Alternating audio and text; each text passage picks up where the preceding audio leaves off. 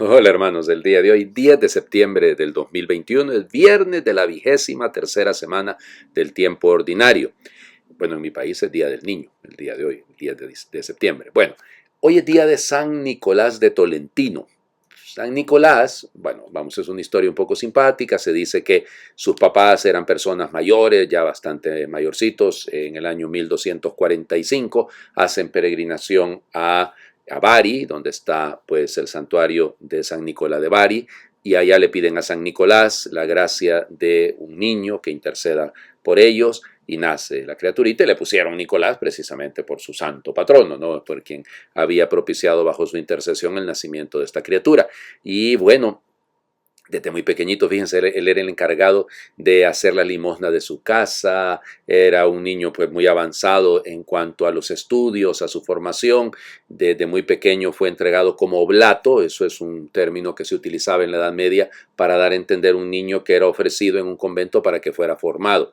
Hoy en día eso evidentemente sería muy mal visto. De hecho, hace poco ha salido una notificación para un grupo que se llama Los Heraldos de la Iglesia, que se les ha pedido que precisamente los niños que tienen ahí para la formación, que sean devueltos a sus familias correctamente, ¿no? Y hay que obedecer a la Santa Sede siempre, y en este caso con muchísima más razón, para no prestarse a ningún tipo de especulación. Ya sabemos los errores que se han cometido con esto. Bueno, y entonces es un grupo de ermitaños que todavía no tenía un nombre y van a ser fusionados luego, y él va a ser ordenado sacerdote en el 1269, y entonces ellos son fusionados con otras órdenes, digamos, si lo quieren así. Y entonces nacen así los ermitaños de San Agustín.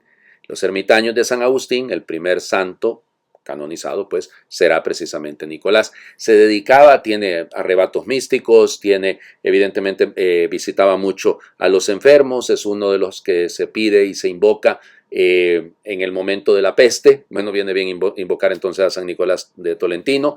De hecho, él pues también, aparte de visitar a los enfermos, de predicar, de hacer una vida ascética muy profunda, se cuenta que había una mujer, que él estaba bastante enfermo. Mira, que hay dos tradiciones, ¿no? Una tradición dice que estaba bastante enfermo y que la Virgen se le apareció y le dio a comer unos pancitos, y entonces, ¿no?, esos panecillos, y entonces, es que en América Latina decimos pancitos, panecillos, panecitos, vamos, eso ahí es lo mismo, ¿no? Y entonces que eso lo curó. Pero hay otra versión que dice que fue una mujer la que le dio a comer esos panecitos, esos panecillos, y entonces se curó, y desde entonces él empezó a promover para darle de comer a la gente. Por eso el día de San Nicolás, entonces se reparten panecitos para la gente. Bueno, él va a morir en el año 1305, y como les digo, fue el primero en ser canonizado de los ermitaños de San Agustín en el año 1446.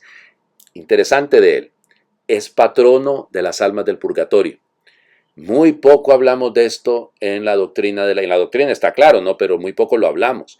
Y hacemos mucha memoria de nuestros difuntos, pero se nos olvida que precisamente oramos por ellos. Para aquellos que han muerto, pueden haber muerto evidentemente en la gracia de Dios, pero las penas temporales deben ser remitidas. Y por eso oramos también por ellos. Es bueno invocar entonces a San Nicolás en este momento, pensando en tantas personas. Sobre todo piensen en los que han fallecido y no han tenido los auxilios de la iglesia por culpa del COVID, ¿no? Que no se puede. Entonces, bueno, son elementos que ahí están y que debemos revisar siempre. Vamos a las lecturas del día de hoy. Les platicaba ayer que, dejando de leer la carta a los Colosenses, ahora comenzamos a leer la primera carta del apóstol San Pablo a su hijo. De hecho, aquí lo dice, ¿no? Primera de Timoteo, capítulo 1, versículos del 1 al 2, y luego nos saltamos del 12 al 14.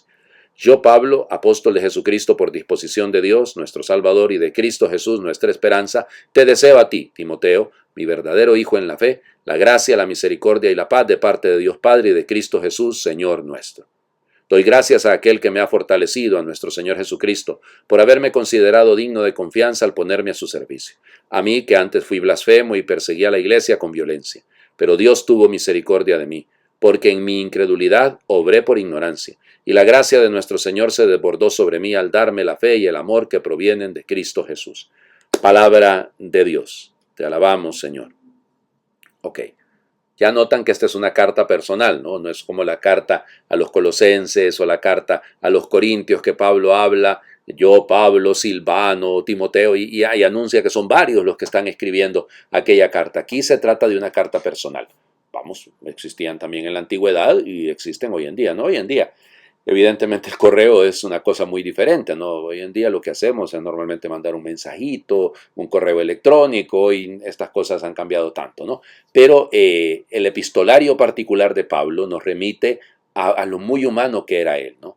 Verdadero hijo en la fe. Y es que recuerden que efectivamente Timoteo había sido circuncidado por Pablo, bautizado por Pablo, acordémonos de su abuela Eunice, bueno, toda la historia de la familia, porque él era huérfano de papá, y ha sido Pablo el que ha asumido de alguna manera la educación, llamémosle así, y la formación de Timoteo. Luego va a dejar a Timoteo al frente de la iglesia de Éfeso. Entonces vean que es muy importante también. Y lo que dice Pablo, cómo se explaya Pablo en hablar de su situación, ¿no? Pablo no oculta su historia. Lo que quiere resaltar es la misericordia de Dios. Cuán misericordioso ha sido Dios con él. Él habla, el término que utiliza es que Dios desbordó su gracia sobre mí. Yo que era blasfemo, yo que era perseguidor de la iglesia. Y por eso, tres elementos ahí, ¿no? Primer elemento, Él me ha fortalecido. He encontrado fuerza en Dios. Él me ha considerado digno de Él, digno de confianza, porque me puso a su servicio. Y luego, Él tuvo misericordia de mí. Entonces, tres elementos son clave para la conversión, ¿no? Es decir, encontrar fortaleza en Dios.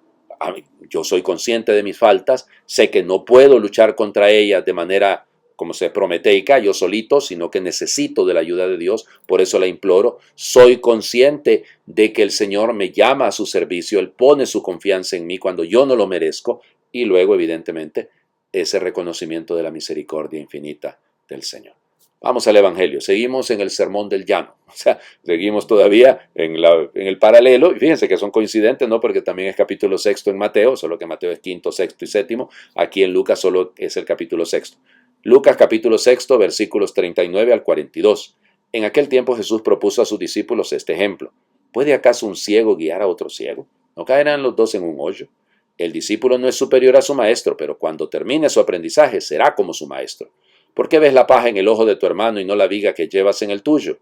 ¿Cómo te atreves a decirle a tu hermano, déjame quitarte la paja que llevas en el ojo, si no adviertes la viga que llevas en el tuyo? Hipócrita, saca primero la viga que llevas en tu ojo y entonces podrás ver para sacar la paja del ojo de tu hermano. Palabra del Señor. Gloria a ti, Señor Jesús. La moral cristiana, que parte efectivamente de la bienaventuranza, porque no la hemos leído, acuérdense que fue anteayer que tocaba la fiesta de la Natividad de Nuestra Señora, pero de ahí parte, ¿no? Somos llamados a una bienaventuranza, somos invitados a vivir en la dicha del Señor. Pero para vivir en la dicha del Señor hay que vivir en el amor. Y ese amor es concreto, ese es el amor que perdona al enemigo, que ora por el que le calumnia, que hace el bien a los que le hacen daño, que, me explico, todo lo que escuchamos ayer. Pero ahora va decantando hacia otro elemento, y es la responsabilidad fraterna. O sea, ¿cómo puede un ciego guiar a otro ciego? O sea, yo no puedo pretender ser guía de otros o de otro, en este caso es un singular, pero ¿cómo lo voy a hacer si efectivamente no reconozco la distancia inmensa que hay entre lo que digo y lo que hago? Cuando mi moral no va de acuerdo porque sencillamente estoy alejado del proyecto de Dios. Entonces es importante esto, ¿no? Hay un camino de conversión y de madurez en esto que es necesario. O sea, hombre, está claro, el discípulo no es más que su maestro. No se coloque usted por encima de Dios. No se ponga usted en una situación en la nombre. Hay que aprender a orar. Pensaba en Nicolás de Tolentino, ¿no? Su vida de oración, su ascesis. Esto le acercaba a conocer la voluntad de Dios. Nosotros no podemos llegar a ella, y mucho menos darla por supuesto, si no tenemos una relación personal con el Señor, que luego desemboca en la relación con los hermanos. Por eso, antes de corregirlo, me corrijo. Antes de quererle ayudar, porque claro, si tiene una mota en el ojo, no es para que se quede con ella, ¿no? Hay que ayudarle, pero primero reviso mi proyecto personal, para luego poder con conciencia, con humildad, con la serenidad que me viene de saber que estoy en el camino correcto, le tiendo una mano.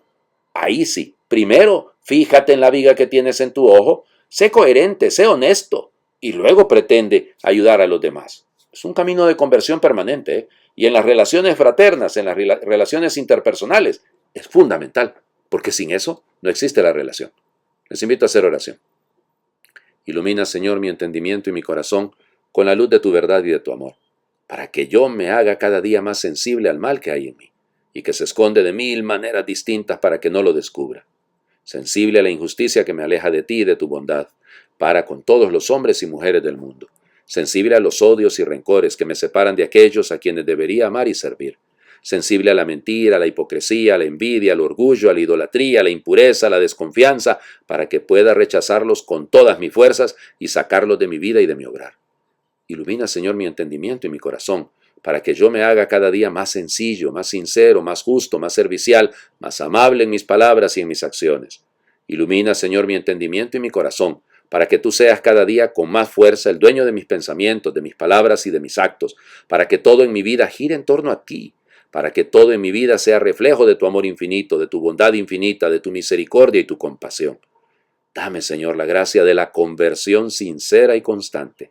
Dame, Señor, la gracia de mantenerme unido a ti siempre, hasta el último instante de mi vida en el mundo, para luego resucitar contigo a la vida eterna. Amén. El Señor esté con ustedes. Les bendiga Dios por intercesión de San Nicolás de Tolentino, el que es Padre, Hijo y Espíritu Santo, y su bendición descienda y les acompañe siempre. Un feliz viernes para todos.